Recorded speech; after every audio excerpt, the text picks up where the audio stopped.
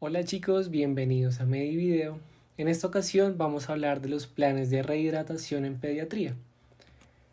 Y muy importante antes de empezar a hablar de ellos es definir la deshidratación, que es un estado patológico que va a estar caracterizado por la disminución de la cantidad de agua o fluidos en el cuerpo, ya sea por una baja ingesta o un alto gasto. Y muy importante tener en cuenta que la deshidratación puede estar acompañada de un trastorno hidroelectrolítico, sin embargo, no es muy común.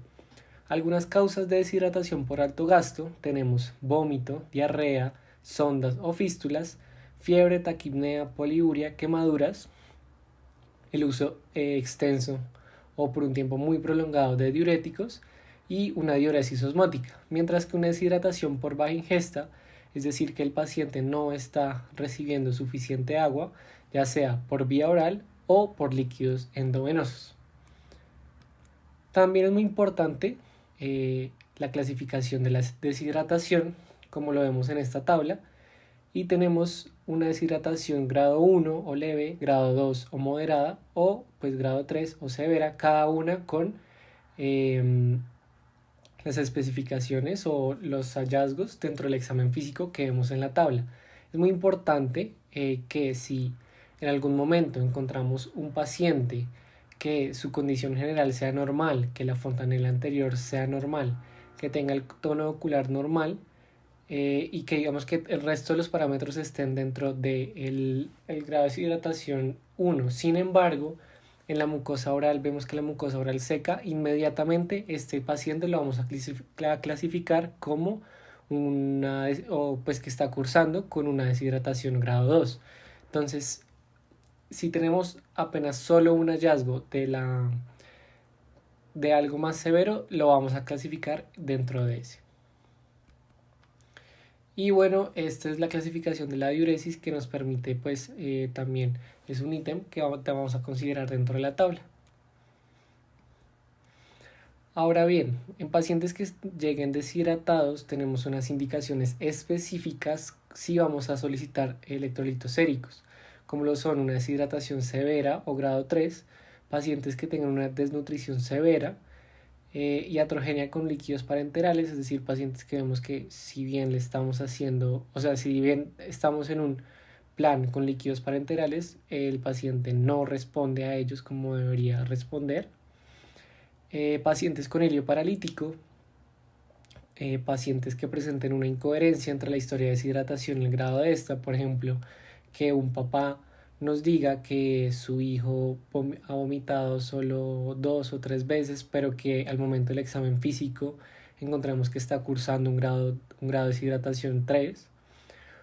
Una terapia con rehidratación tórpida difícil, es decir, que un paciente que no responde correctamente pues, a la hidratación, y un paciente que sea menor de 3 meses y o que tenga un peso inferior a 4.5 kilogramos. Entonces, a partir de esto, lo primero que vamos a hacer es definir el plan a seguir. Entonces, si vemos un paciente que no está deshidratado, le vamos a mandar un plan A. Un paciente que no está deshidratado, sin embargo, tiene factores de riesgo para desarrollar la deshidratación, vamos a seguir el plan A supervisado. Paciente con deshidratación grado 1, vamos a instaurar un plan B. Con grado 2 sería plan B o C, dependiendo de la condición del paciente. Y si es una deshidratación grado 3, siempre va a ser plan C. Además de esto, tenemos unas indicaciones específicas para hidratación parenteral, es decir, para plan C. Entonces son pacientes que tienen alteración del estado de conciencia, pues pacientes con una deshidratación grado 3, ya sea con o sin signos de choque, pacientes que tengan diarrea de alto gasto. La diarrea de alto gasto se va a definir como una diarrea que sea mayor a 10 mililitros por kilogramo por hora, más de 2 deposiciones líquidas en una hora, más de 10 deposiciones en las últimas 24 horas, o más de 4 deposiciones en las últimas 4 horas. Cualquiera de estas ya nos clasifica como diarrea de alto gasto.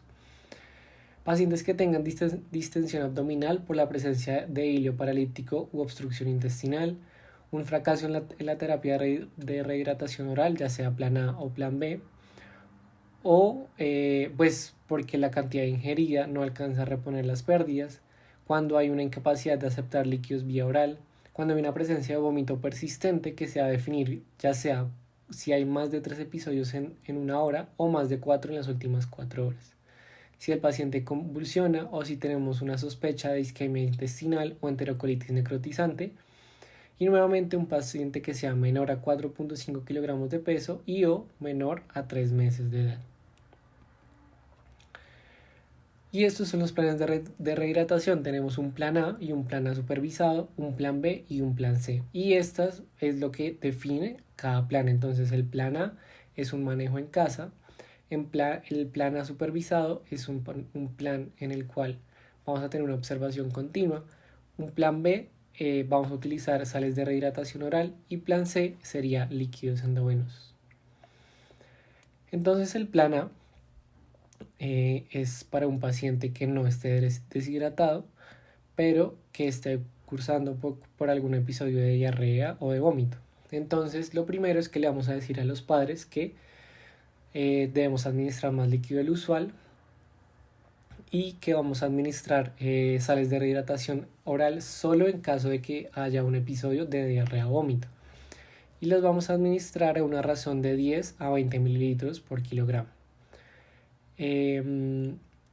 Si hay diarrea vamos a seguir una dieta especial, de lo contrario pues vamos a seguir con una dieta normal. La dieta especial le vamos a decir a los papás que eviten todo lo ácido, pues porque esto no le va a ayudar al niño. Le vamos a explicar a los papás signos de alarma y vamos a también a adoptar medidas preventivas y higiénicas para prevenir futuros contagios. El plan A supervisado es lo mismo que vimos anteriormente del plan A, solo que el paciente se va a quedar en observación y le vamos a administrar sales de rehidratación oral a la misma razón que antes, 10 a 20 mililitros por kilogramo por al menos 2 horas. Y después de esto vamos a tener dos escenarios. Si el paciente mejora y tiene buena tolerancia a la vía oral, lo vamos a mandar a la casa con un plan A. Pero si no hay mejoría, vamos a reevaluar el grado de deshidratación y a partir de esto vamos a tomar las medidas necesarias. El plan B, recordemos que es en el cual utilizamos sales de rehidratación oral y las vamos a administrar en las primeras 4 horas a una razón de 75 a 100 mililitros por kilogramo. Si en algún momento el paciente vomita, vamos a esperar 10 minutos y vamos a volver a administrar las sales más lentamente.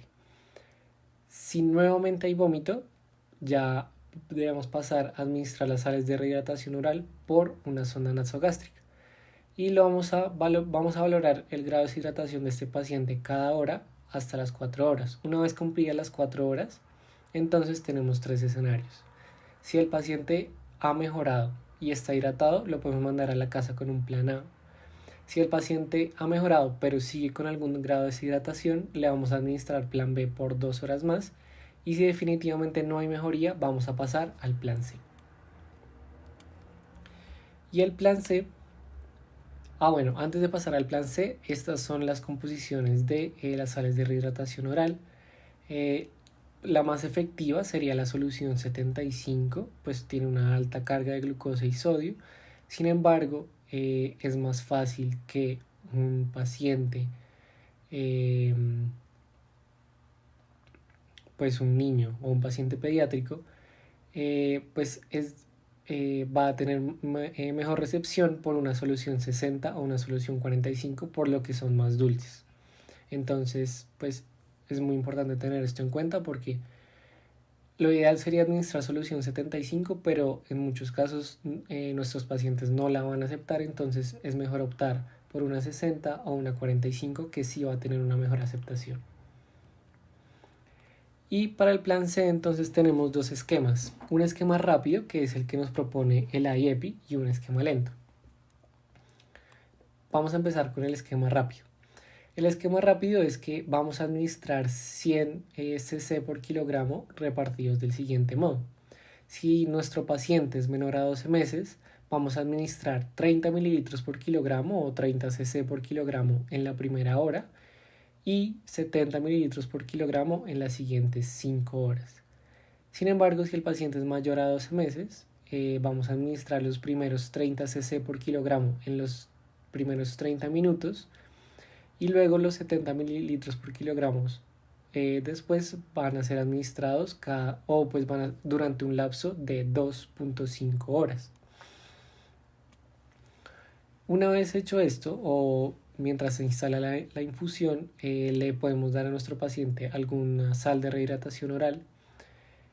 Y una vez ya el paciente empieza a recibir sus líquidos endovenosos, lo vamos a reevaluar cada 30 minutos. Si vemos que no hay mejoría, podemos aumentar la velocidad de la infusión. Y luego de administrarle los 100 cc por kilogramo repartidos pues de la forma en la que vimos en la tabla pasada, vamos a reevaluar el grado de deshidratación y elegir el plan apropiado. Entonces, si ya el paciente está totalmente hidratado, vamos a pasar un plan A. Si el paciente pasó un grado 1 de deshidratación, vamos a pasar un plan B. Y si el paciente está en un grado 2, tenemos la opción de bajar el plan a un plan B o podemos mantener el C. Ese sería el esquema rápido. Y el esquema lento va a constar de 3 fases. La primera, que es la represión vascular, que tiene como objetivo recuperar la perfusión y aumentar la fuerza del pulso. En esta fase no nos demoramos mucho porque es pasar bolos. La fase 2 va a ser la corrección del déficit de agua en compartimientos intra y extracelulares. Y la fase 3 es la reposición de las pérdidas actuales. Entonces la fase 3 no la vamos a ver dentro de lo que voy a explicar a continuación, pero la fase 3 es, por ejemplo, si en lo que le estamos dando los líquidos a nuestro paciente y el paciente vomita, entonces la fase 3 va a consistir en reponerle la misma cantidad que él vomitó, o si tuvo alguna deposición acuosa, reponerle la cantidad de agua que perdió con esta deposición. Entonces la fase 1, que es la represión vascular, como les dije, va a ser dosis de bolo a 20 cc por kilogramo en un tiempo entre 5 a 60 minutos según el estado del paciente.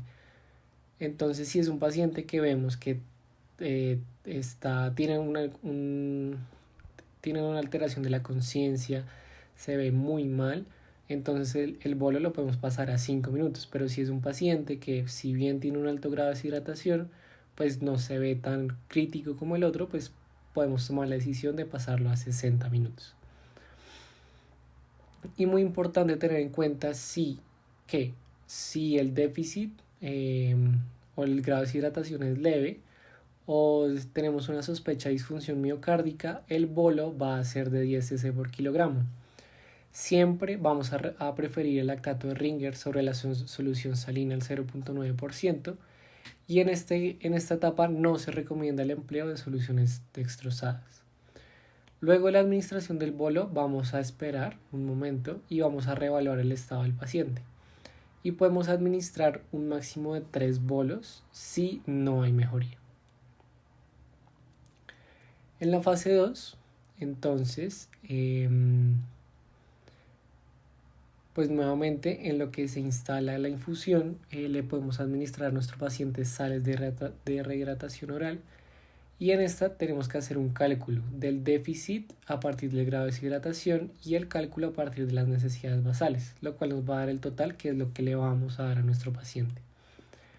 Entonces, el cálculo del déficit a partir del grado de deshidratación depende nuevamente si el paciente es menor a 12 meses o mayor pues a 12 meses. Y el grado de deshidratación, como bien lo dice el nombre de este paso. Entonces vemos que si en esa tablita que si el paciente es menor a 12 meses, entonces con un grado de deshidratación 1 va a perder a razón de 24 horas 50 cc por kilogramo. Si es grado 2 van a ser 100 cc y si es grado 3 van a ser 150. Sin embargo, muy importante aclarar acá que en mayores de 12 meses esta razón va a fluctuar, pues ya la razón no es de cc por kilogramo, sino es cc por metro cuadrado, es decir, de superficie de área corporal. El siguiente paso es el cálculo de las necesidades basales, que va a ser dependiendo del peso. Entonces, si nuestro paciente pesa menos de 2.5 kilogramos, vamos a hacer este cálculo como si fuera un recién nacido, que se hace a partir del flujo metabólico de la glucosa, que en este momento no lo vamos a ver. Si el peso está entre 2.5 y 10 kilogramos, la necesidad basal va a ser de 100 cc por kilogramo cada 24 horas.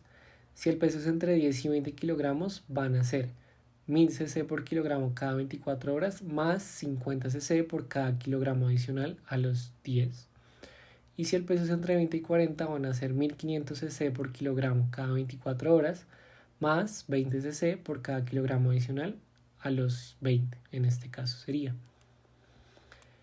Y teniendo esto, entonces tenemos esta fórmula que nos va a decir el total de lo que le debemos administrar al paciente, que van a ser el déficit más las necesidades basales menos los bolos iniciales. Muy importante aclarar que los bolos iniciales solo los vamos a restar en un grado de deshidratación 2. En un grado de deshidratación 3 no restamos los bolos iniciales.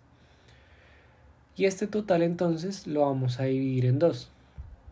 El 50% en las primeras 8 horas y el 50% en las siguientes 16 horas. Y la fase 3 entonces, como les conté anteriormente, es lo que el paciente pierda mientras estamos en todo este proceso de fase 1 y fase 2. Si el paciente presenta diarrea, es recomendable administrar lactato de Ringer, mientras que si el paciente tiene vómito, es mejor administrar solución salina normal. Esta tablita es muy importante, pues nos indica la selección de las soluciones que vamos a utilizar según la fase y según el grupo etario. Entonces, vemos que para la fase 1, independientemente de la edad pediátrica, vamos a utilizar lactato de Ringer o solución salina al 0.9%, pero recordarles que, como les comenté anteriormente, es preferible el lactato de Ringer. En la fase 2, entonces, ya vamos a encontrar unas variaciones.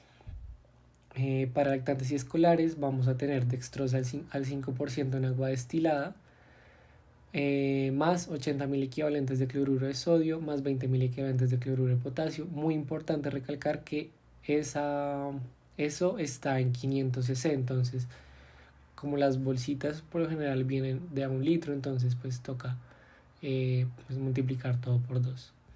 O también tenemos la opción de esta nueva solución, que es dextrosa al 5% en solución salina al 0.9%, más 20.000 equivalentes de cloruro de potasio.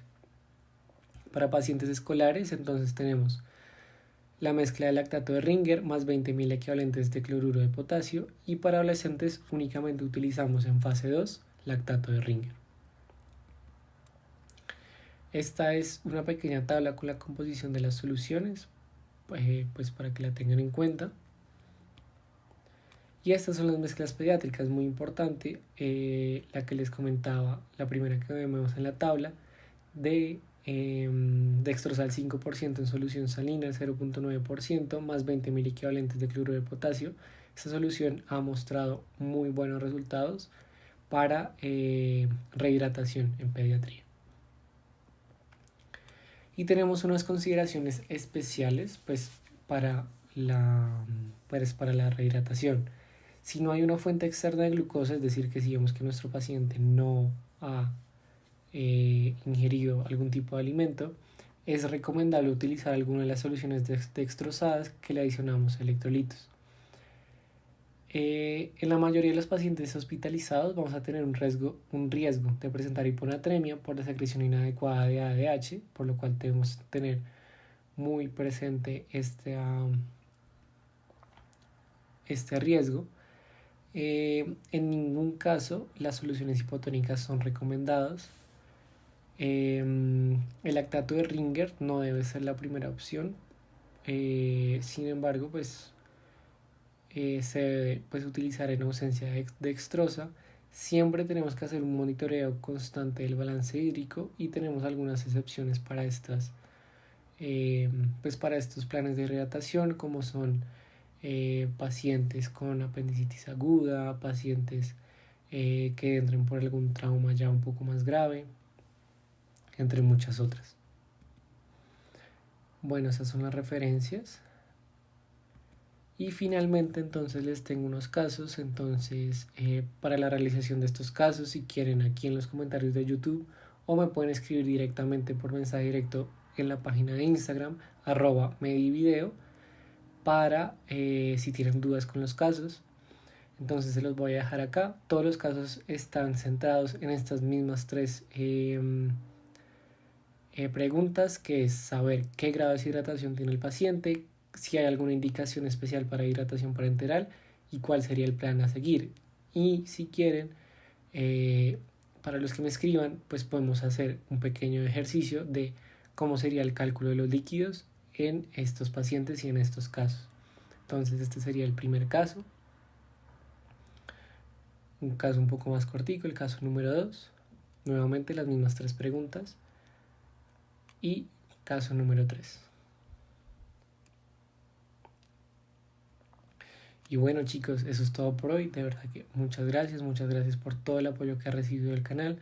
Así que espero tanto acá debajo en sus comentarios como en el mensaje directo en Instagram sus comentarios acerca de los casos. Recuerden que es Instagram, YouTube y Facebook, todos como Medivideo. Ahí me pueden encontrar. No se olviden seguirme acá en YouTube, seguirme en Instagram. Y nada, chicos, de verdad que muchas gracias por todo.